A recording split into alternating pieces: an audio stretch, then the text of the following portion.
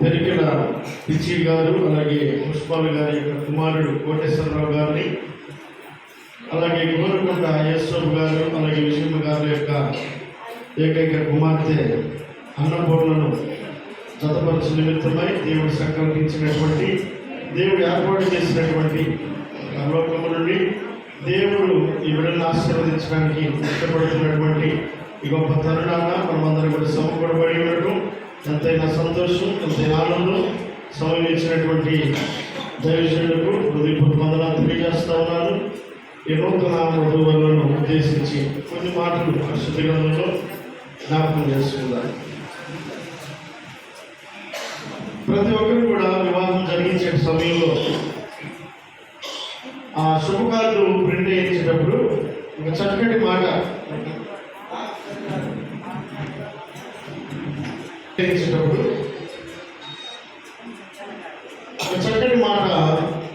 ముద్రించినప్పుడు దేవుడు ఈ భూమి మీద సర్వమానవాన్ని నిర్మించాలన్న తన ఆలోచన, తన సంకల్పమును నిర్ణయించి ఈ భూమి మీద మనిషి దేవుని యొక్క చిత్తము కొనసాగుతూనే ఉంది. ఈ మనమందరం కూడా దీన్ని అప్రిషియేట్ చేస్తూ ఉన్నాం. ఇదిగో మనకంటే ముందుగా దేవుడు దీన్ని కనపరిచి ఉన్నాడు, దేవుడు దీన్ని ఆశీర్వదించి ఉన్నాడు. ఇరువురిని ఆశీర్వదించి కొనసాగించినటువంటి ఈ దాంపత్య జీవితాన్ని నేటి వరకు కూడా దేవుని ఉద్దేశం కొనసాగబడతా ఉంది. అటు రీతిగా దేవుని వాక్యము ఈ ఉదయకాల సమయం జ్ఞాపకం చేస్తున్నమాట. వివాహం అన్ని విషయాల్లో ఘనమైనది. చాలాసార్లు వివాహములకు అన్ని విషయాలు ఘనతనిస్తాం, అన్ని విషయాల్లో దాన్ని హెచ్చిస్తూ ఉంటాం. దేవుని యొక్క వాక్యం దగ్గరికి వచ్చేసరికి, లేకపోతే వివాహము అసలు దానికోసమే మనం ఎంతసేపు చేసిన రంగు ఆర్పాటాలండి.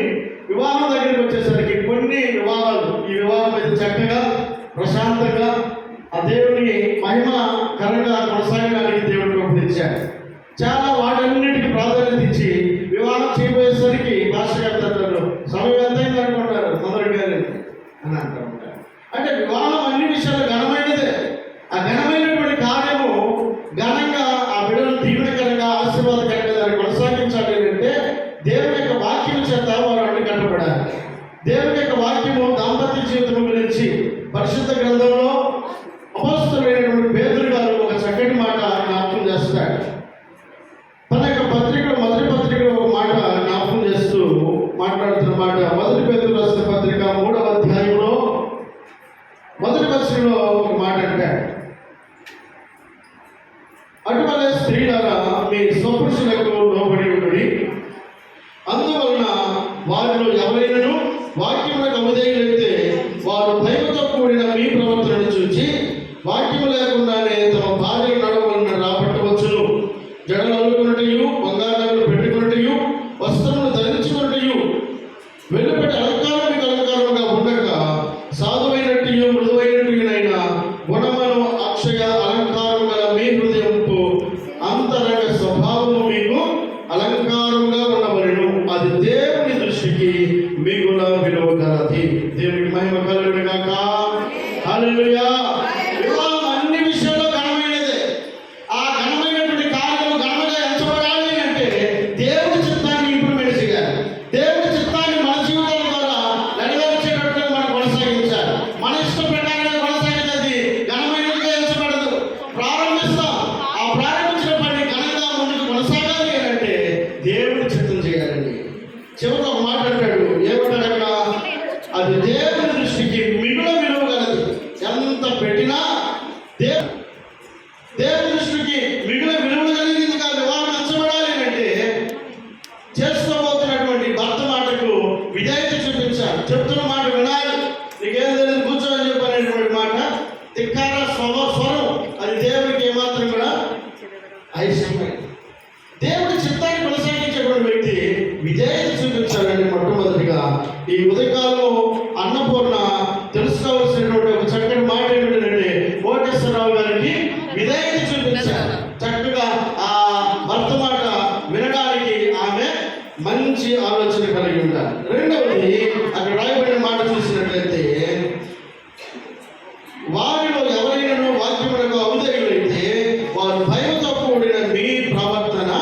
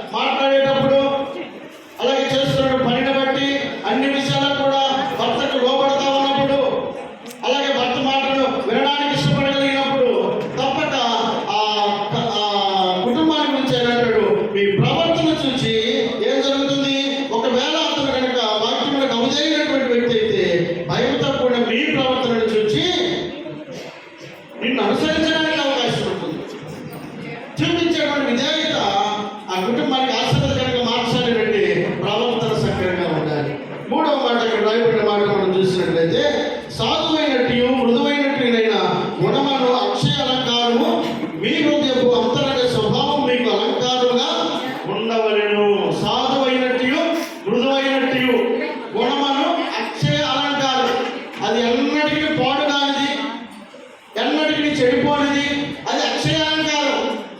అది అన్నిటికీ సజీవంగా కనపడేది.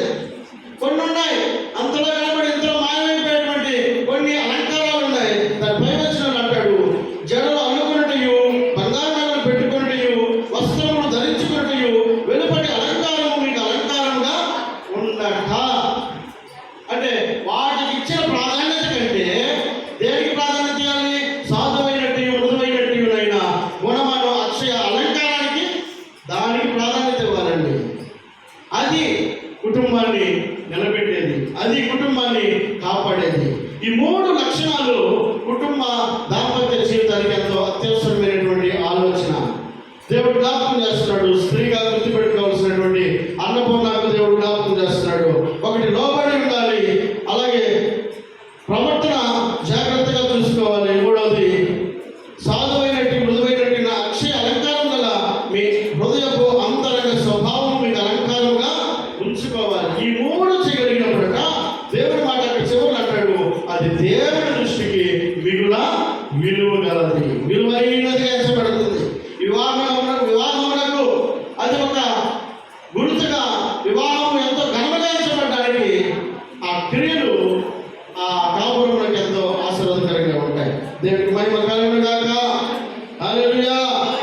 అలాగే ఇక్కడ ఒక మాట అంటాడు, 5వ వచనంలో పలుకుతున్న మాట, అటువలే పూర్వము దేవుని ఆశ్రయించిన పరిశుద్ధ స్త్రీలను తమ స్వపురుషులకు లోబడి ఉండుట చేత తమ్ముడు తాము అలంకరించుకుని, ఆ ప్రకారము శారా అబ్రహాము యజమానుని పిలుచుచు అతనికి లోబడి ఉండేను. ఎగ్జాంపుల్ కూడా జ్ఞాపకం చేస్తున్నాడు. శారా యొక్క లైఫ్, శారా నడిచినటువంటి నడవడిక, అబ్రహాము చెప్తున్న మాటకు ఎంత విధేయత చూపించింది. దేవుడు అబ్రహాముతో మాట్లాడాడు, నీవు నీ దేశం నుండి, నీ బంధువుల ఎద్దు నుండి, నీ తండ్రి ఎద్దు నుండి నువ్వు రానని. వెంటనే భార్య కూడా భర్తతో పాటు సతుడు వెళ్తాను.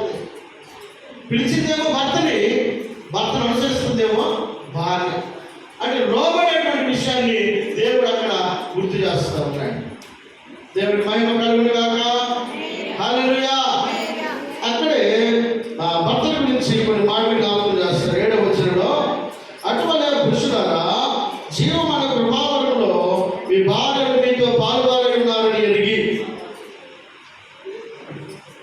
ఎక్కువ బలహీన ఘటమని భార్యను సన్మానించి మీ ప్రార్థనకు అభ్యంతరం కలుగుతున్నట్లు జ్ఞానము చొప్పున వారితో కాపురము చేయుడి. ఇది పురుషులకు ఇస్తున్నటువంటి దేవుని యొక్క సందేశం, దేవుని యొక్క మాట, దేవుని యొక్క ఆలోచన, దేవుని యొక్క తలంపు. ఈ పురుషుడికి ఇవ్వబడినటువంటి ఈ మాటలో ఒక 3 మాటలు మనం జ్ఞాపకం చేసుకోగలిగితే అక్కడ అంటాడు కదా, అటువలే పురుషులారా జీవమైన కృపావరంలో మీ భార్యలు మీతో కూడా పాలువారై ఉన్నారు. వారు కూడా మీతో కూడా పాలువారై ఉన్నారు. మీతో కూడా దేవుడు ఏ విధంగా అయితే మా పురుషుడిని నిర్మించాడో స్త్రీని కూడా అలాగే నిర్మించాడు. పురుషుడికి ఉన్న ఆలోచనలు స్త్రీకి కూడా ఉన్నాయి. ఆమె కూడా ఆలోచించే మనసు ఉంది. ఆమె కూడా చేయాలన్న ఆలోచన ఎన్నో ఉంటాయి. అంటే ఒకరి మాట ఒకరు అర్థం చేసుకోవడానికి దేవుని వాక్యం సెలవిస్తూ ఉంది, మీ భార్యలు మీతో కూడా పాలువారై ఉన్నారని ఎరిగి ఉంటారు. తృణీకరించడం కాదు, వారి మాటలు లెక్క లేకుండా త్రోసివేయడం కాదు. అంటే భార్య మాటలు కూడా జాగ్రత్తగా వారి ఆలోచన కూడా తీసుకోవాలని భర్తలకు కూడా తెలియపరుస్తూ ఉన్నాడు. అంటే ఒకరిదే ఆధిపత్యం కాదు, ఇద్దరు కూడా ఒకరినొకరు అర్థం చేసుకుని ముందుకు అడుగు వేయగలిగితే ఆ కాపురం ఆశీర్వాదకరంగా ఉంటుందని దేవుడి లేఖనం తెలియపరుస్తూ ఉంది. మన 2వ మాట అక్కడ చూస్తే, బలహీనమైన ఘటమని భార్యను సన్మానించాలి, గౌరవించాలి. అంటే కోటేశ్వరరావు గారికి ఉన్నటువంటి బలం అన్నపూర్ణ దగ్గర లేకపోవచ్చు, శారీరకమైన బలమైన వచ్చేది. ఆ బలం చేత నేను కొడతాను తిడతాను అని చెప్పానంటే కుదరదండి. అది దేవుని యొక్క లేఖనకు విరోధం. అది వాక్యం సెలవిస్తూ ఉంది, ఆ బలహీనమైన ఘటమని భార్యను గౌరవించాలంట. అంటే నీ అంత బలం లేకపోవచ్చు, అయినా దేవుని యొక్క ఏర్పాటులో వివాహం చేసుకున్నటువంటి భార్యను గౌరవించి గణపరచాల్సినటువంటి బాధ్యత భర్తతో ఉంది. 3వ మాట అంటాడు కదా అక్కడ, ఏమని? మీ ప్రార్థనలకు అభ్యంతరం కలుగుకున్నట్లు జ్ఞానం చొప్పున వారితో కాపురం చేయుడి. జ్ఞానం చొప్పున కాపురం చేయాలి. సామెతల గ్రంథం 14వ అధ్యాయం 1వ వచనంలో, జ్ఞానవంతురాలు తన ఇల్లు